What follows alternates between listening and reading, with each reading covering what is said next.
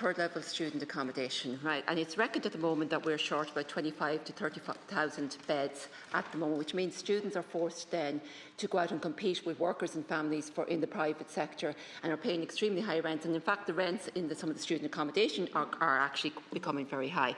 And the Higher Education Authority projects the gap could grow to 68,000 by 2035. So that's an alarming figure. So we need to see increased investment in student accommodation. But we also need to see an inequity addressed as well for the technological universities, because currently universities can borrow usually from the European Investment Bank to actually build on-campus residences, but the technological universities cannot.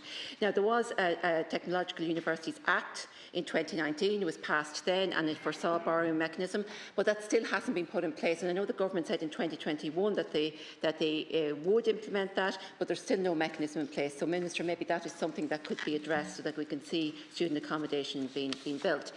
Now, in UCD, which does have quite a considerable amount of student accommodation, but it is quite expensive, I think it's the most expensive in the country, but it was recently announced that the second phase of the village would progress, which is again welcome, and that there's taxpayers' money of €67.7 million being invested in that.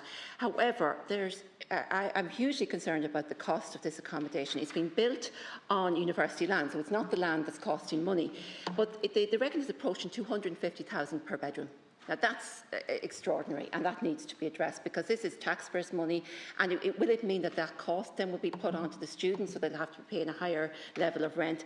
So while we need to see investment, and I welcome the investment by taxpayers' money and by government in this, it can't just be spent like that, where it's way over what it should be.